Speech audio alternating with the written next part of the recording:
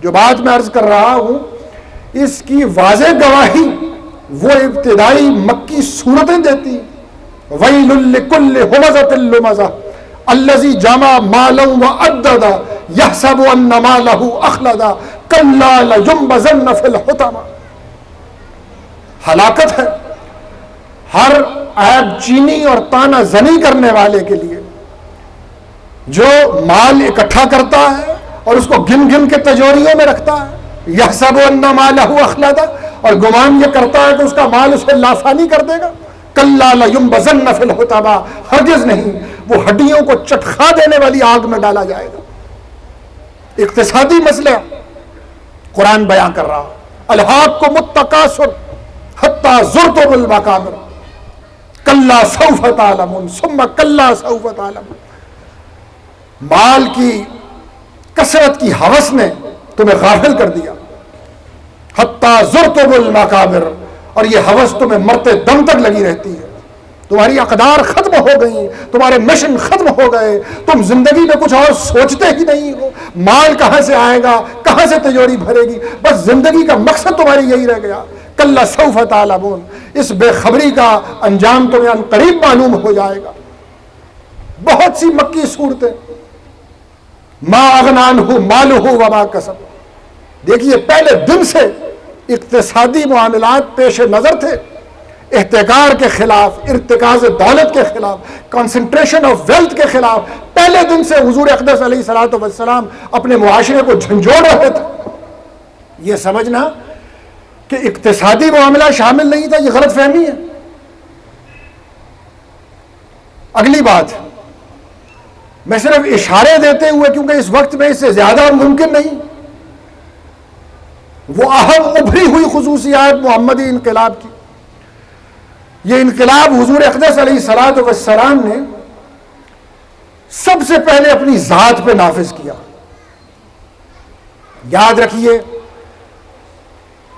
کسی انقلاب اور قائد انقلاب کو ناپنے کا سب سے بڑا پیمانہ یہ ہے کہ کیا وہ انقلاب اس انقلابی کی ذات پہ نافذ ہوا ہے، اس کے گھر والوں پہ نافذ ہوا۔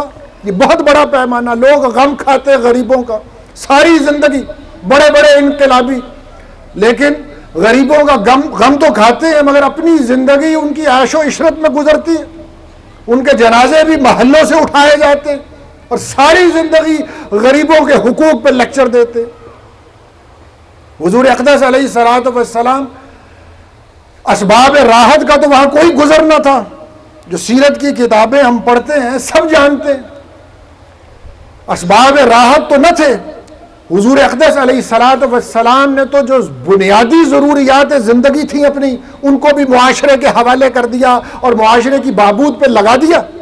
حضرت فاطمہ رضی اللہ تعالیٰ عنہا اپنے گھر کا کام خود اپنے ہاتھ سے کیا کرتی تھی، چکی خود اپنے ہاتھ سے چلاتی، ہاتھوں پہ نشان گٹے پڑ جاتے تھے، جھاڑو اپنے گھر سے ہاتھ میں دیتی تھی، خاک اڑتی اور ان کے کپڑوں پہ پڑتی تھی، مشکیزہ اپنے ہاتھ سے پانی بھر کے لاتی تھی اور جسم پر پٹے کے نشان پڑ جاتے تھے مشکیزے کے۔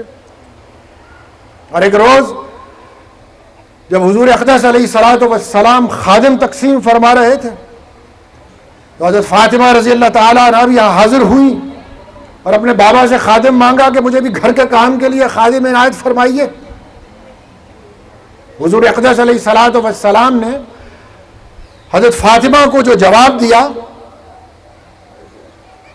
وہ ایک ذری اصول تھا اس قیادت کا اور اس انقلاب کے قائد کا، اتق اللہ یا فاطمہ وادی فریضۃ ربک وعملی عمل اہلک ہی خیر لک من الخادم، کہ اے فاطمہ اللہ سے ڈرتی رہو، اپنے رب کے فرائض ادا کرتی رہو، اور دیکھو اپنے ہاتھوں کے ساتھ اپنے گھر کے کام میں لگی رہو۔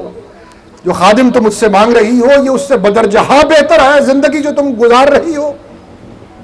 اللہ تعالیٰ قرب اور ولایت کی جن منزلوں سے تمہیں گزار رہے ہیں اور جو تمہارے لیے مقدر ہو چکی ہیں ان کے لیے ضروری ہے کہ تم یہ سب مراحل طے کرو۔ ملاحظہ فرمایا آپ نے کہ کس طرح گھر پہ نافذ ہو رہا ہے وہ انقلاب۔ حضور اقدس علیہ الصلوۃ والسلام اپنے گھر کا کام اور اپنا ذاتی کام اپنے ہاتھ سے کیا کرتے تھے. کان یخیط ثوبہ، بخاری شریف آپ کی خدمت میں عرض کر رہا ہوں. یخسف نعلہ، حضور اقدس علیہ الصلوۃ والسلام اپنے کپڑوں میں پابند خود لگایا کرتے تھے، اپنے جوتے کی مرمت خود کیا کرتے تھے. کان یعمل ما یعمل الرجال فی بیوتہم، یہ گواہی حضرت عائشہ رضی اللہ تعالی عنہا کی آپ کی خدمت میں پیش کر رہا ہوں کہ حضور اقدس علیہ الصلوۃ والسلام گھر کے وہ سب کام اپنے ہاتھ سے کیا کرتے تھے جو مدینہ کے شہر میں گھروں میں لوگ اپنے ہاتھ سے کرتے تھے، عام آدمی کی طرح.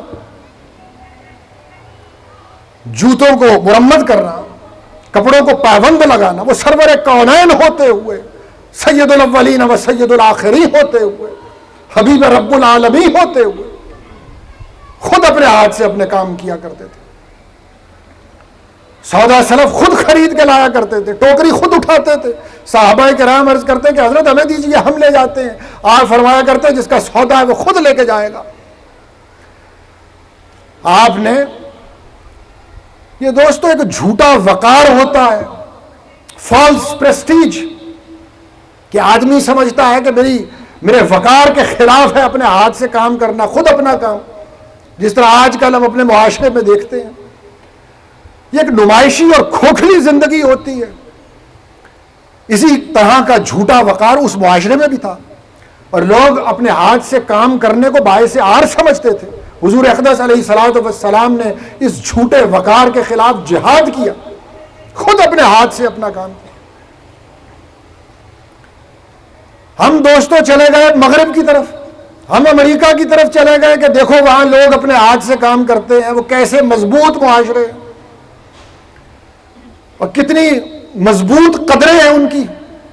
ہم نے اپنے گھر کی طرف نہیں دیکھا، ہم ان سے مروب ہو گئے، ان سے حابت زدہ ہو گئے کہ سب کام دیکھو لوگ اپنے ہاتھ سے کرتے ہیں. معاشرہ تو اس کو کہتے ہیں. ہم نے بند کر لی آنکھیں اپنے ورثے سے. ہم نے 1400 سال پہلے نہیں دیکھا کہ مدینہ کے گھروں میں اور گلیوں میں ہمارا آقا خود اپنے ہاتھوں سے اپنا کام کر رہا. بغیر تجزیے کے اور بغیر اپنے ماخذ اور اپنے ذخیرے کو جانے ہوئے ہم مروب ہوتے چلے گئے.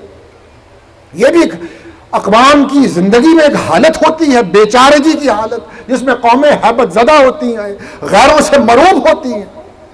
مجھے فکرہ ابن خلدون کا یاد آ گیا، کتنی اچھی بات اس نے کہی.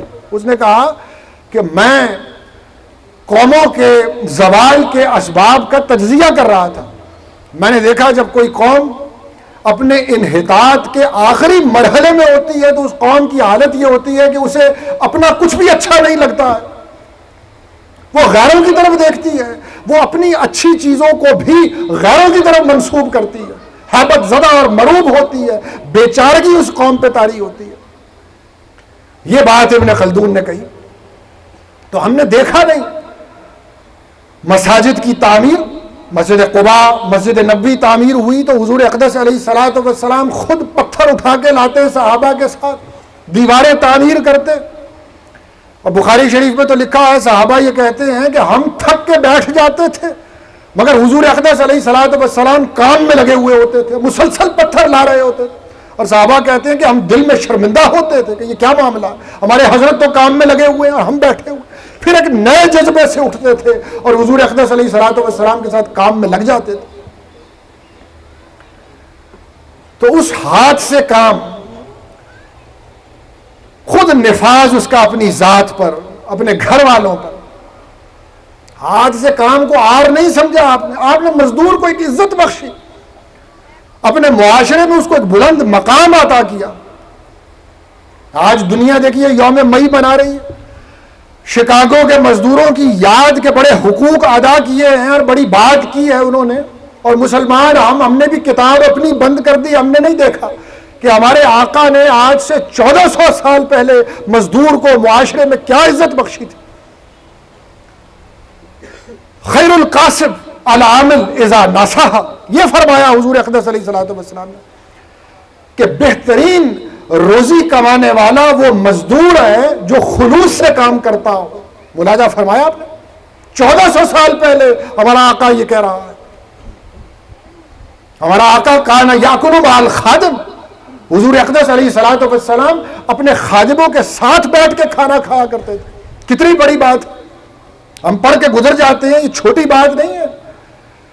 آج کے دور میں دنیا دار لوگوں کو تو چھوڑ دیجئے، دین کی سمجھ رکھنے والے لوگوں کو دیکھیے کتنے ہیں جو اپنے ملازمین کے ساتھ دسترخوان پہ بیٹھ کے کھانا کھاتے ہیں۔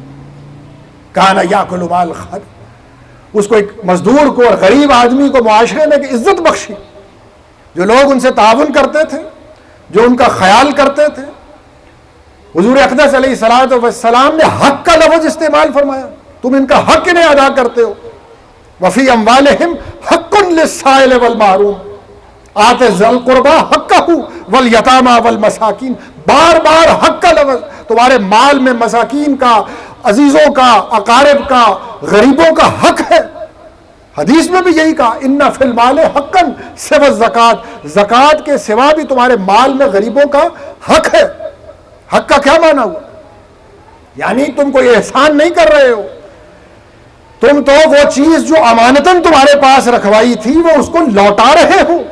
لوٹانے کا لفظ استعمال حضور اقدس علیہ الصلوۃ والسلام فرمایا کرتے تھے، تاکہ کوئی زیر بار ہونے کی بات نہ ہو، کوئی کسی کا مرہون منت نہ ہو۔ یہ عزت آپ عطا کر رہے غریب کو معاشرے۔ تو یہ وہ انقلاب محمدی صلی اللہ علیہ وسلم، اور یہ اس کے خد و خال۔ میں گفتگو میں چاہتا یہی تھا کہ ان خد و خال کو دیکھا جائے سیرت پہ، کیونکہ مختلف طریقے سے کام ہوتا ہے۔ جو بالعموم سیرت کی کتابیں ہم پڑھتے ہیں ان کا اسلوب مختلف ہوتا ہے، ان کا اسلوب تواریخ اور سنین کے گرد گھومتا ہے۔ ولادت کب ہوئی، بڑے بڑے واقعات کن تواریخ کو پیش آئے، ہجرت کس تاریخ کو ہوئی، غزوات کی تاریخ کیا ہے، دونوں طرف افواج کی تعداد کیا ہے، مقتولوں کی تعداد کیا ہے۔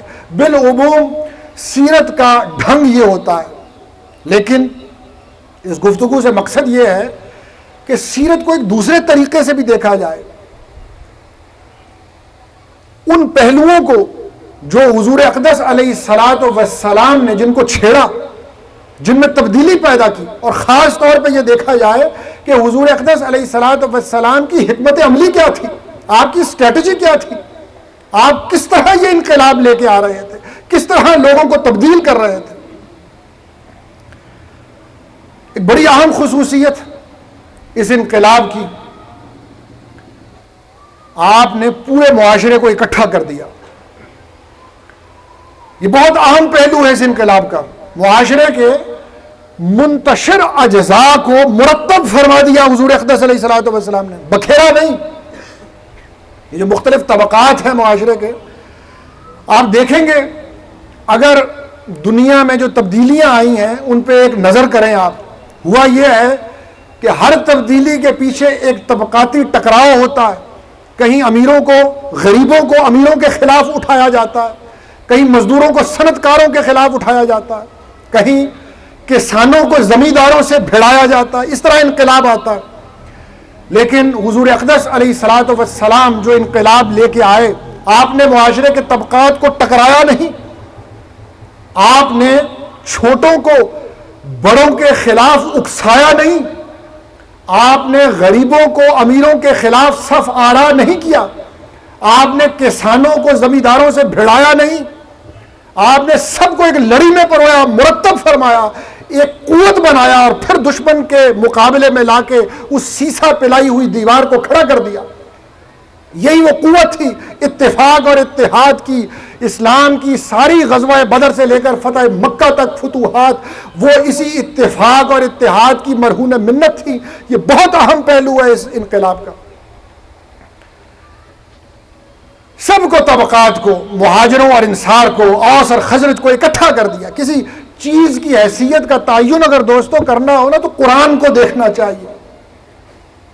وَاذْكُرُوا نِعْمَةَ اللَّهِ عَلَيْكُمْ إِذْ كُنْتُمْ أَعْدَاءً فَأَلَّفَ بَيْنَ قُلُوبِكُمْ فَأَصْبَحْتُمْ بِنِعْمَتِهِ إِخْوَانًا۔ قرآن کہتا ہے کہ یہ بڑا احسان تھا، یہ جو نعمت تمہیں عطا ہوئی باہمی محبت کی، تم تو ایک دوسرے سے کٹے ہوئے تھے، پھٹے ہوئے تھے، تم کو اکٹھا کر دیا، ایک دوسرے کی محبت تمہارے دلوں میں ڈال دی. وَاذْكُرُوا نِعْمَتَ اللَّهِ عَلَيْكُمْ، یہ احسان ہے اس کا، اسے سمجھو. حضور اقدس علیہ الصلوۃ والسلام کے دامن سے وابستہ ہونے کے صلے میں اس امت کو یہ اتفاق اور اتحاد ملا ہے. جہاں کوئی ایسی بات ہوئی، ایک مہاجر ہے کہ انصاری آپس میں لڑ پڑے، دونوں نے اپنے اپنے حلیفوں کو آواز دی ہماری مدد کے لیے آؤ، تلواریں نکال لو. حضور اقدس علیہ الصلوۃ والسلام نے یہ آواز سنی تو فرمایا کہ کیا ہو گیا تمہیں؟ یہ بات تو تم اس وقت کیا کرتے تھے جب اللہ تعالیٰ اور اس کے رسول سے تمہارا کوئی رشتہ نہ تھا. یہ تو جاہلیت کی پکار ہے کہ آ جاؤ اور تلواریں نکال لو، اس بات کو بند کرو. ساتھ آپ نے جو الفاظ فرمائے فَإِنَّهَا مُنْتِنَةٌ، یہ گندا کام ہے، مجھے اس میں سے بدبو آتی ہے، اختلاف کا کام اور انتشار کا کام، اسے ختم کرو. وَلَا تَكُونُوا مِنَ الْمُشْرِكِينَ مِنَ الَّذِينَ فَرَّقُوا دِينَهُمْ وَكَانُوا شِيَّعًا. قرآن کا انداز گفتگو دیکھیے، مشرکوں کی طرح مت ہو جانا. خطاب مومنین سے ہو رہا ہے لیکن پیرایا اظہار کتنا سخت ہے. وَلَا تَكُونُوا مِنَ الْمُشْرِكِينَ، دیکھو مشرکوں کی طرح مت ہو جانا. وہ لوگ جنہوں نے دھڑے بندی کی اور جو گروہوں میں تقسیم ہو گئے، تم مومنوں اس طرح مت ہو جانا. اس کی وضاحت کیا ہے؟ مشرکوں کی طرح مت ہو جانا. دیکھو مشرکوں کا معاملہ تو تم سے جدا ہے، ان کے خدا کہیں ہیں، کہیں لات ہے، کہیں منات ہے، کہیں حبل ہے، کہیں عزا ہے. ان کی منڈلیاں بن جائیں تو حیرت نہیں ہوتی ہے، وہ ٹوٹ جائیں، سب کا رخ اپنے اپنے خدا کی طرف ہو جائے، کوئی بڑی بات نہیں ہے. لیکن مسلمانوں تمہیں کیا ہوا؟ تم ایک دوسرے سے الگ کیوں ہوئے جاتے ہو؟ تمہارا تو خدا ایک ہے، تمہارا قرآن ایک ہے، تمہارا قبلہ ایک ہے، تمہارے امام ایک ہے صلی اللہ علیہ وسلم. تمہیں کیا ہوا؟ تم کیوں ایک دوسرے سے رخ دوسری طرف کر کے ٹوٹے جاتے ہو؟ اس اتفاق، اس اتحاد کی حفاظت کرنا جو حضور اقدس علیہ الصلوۃ والسلام کے توسط سے اس امت کو ملا، اس نعمت کی قدر کرنا. جس آدمی کا قدم زیادہ نبوت پر ہے، یاد رکھیے اس کی پہچان یہ ہے، وہ قوم کو توڑتا نہیں ہے، جوڑتا ہے. قوم اگر ٹوٹ جائے تو پھر بنے گا کیا؟ اس کے قوا، اس کی توانائیاں تو ایک دوسرے کے ساتھ لڑنے پہ لگ جائیں گی. دشمن کا مقابلہ کیسے ہوگا؟ تو قوم کو اکٹھا کرتا. وَلَا تَنَازَعُوا فَتَفْشَلُوا وَتَذْهَبَ رِيحُكُمْ، قرآن نے کتنی پتے کی بات کہی. اگر لڑو گے آپس میں کمزور اور بودے ہو جاؤ گے، تمہاری ہوا اکھڑ جائے گی، تمہاری ہیبت، تمہارا روب دشمن پہ ختم ہو جائے گا. وہ مجرم ہے جو قوم کو توڑتا ہے، انتشار پیدا کرتا.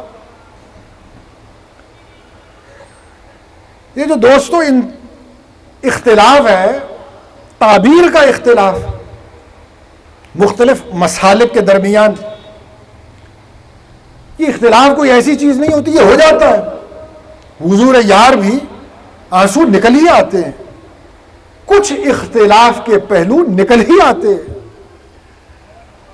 یہ جو ڈفرنس آف انٹرپریٹیشن ہے، تعبیر کا اختلاف ہے، یہ کوئی ایسی خطرناک بات نہیں ہے.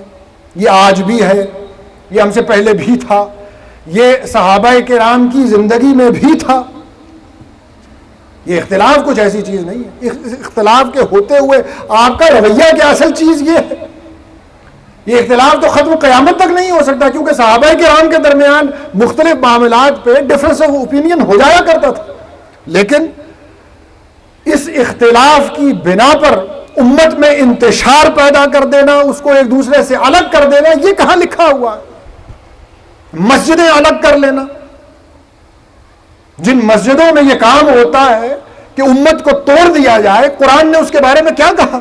تفریقاً بین المومنین. یہ جو مسجد زرار ہے، یہ تو مومنین میں فرقہ بندی اور گروہ بندی کرنے کے لیے بنائی گئی ہے. اور حضور اقدس علیہ الصلوۃ والسلام کو حکم یہ دیا کہ لا تقم فیہ ابدا، آپ اس مسجد میں جائیے گا بھی نہیں، آپ اس میں قدم بھی نہ رکھیے گا. یہ تو مسلمانوں کو توڑ رہی ہے. جب میں یہ دیکھتا ہوں کہ ہمارے دین کا کام کرنے والے لوگ اور وہ مدارس کہ جن کو قلع ہونا چاہیے، اور ہر حملہ جو اسلام پہ ہو رہا ہے اس کی مدافعت کرنی چاہیے۔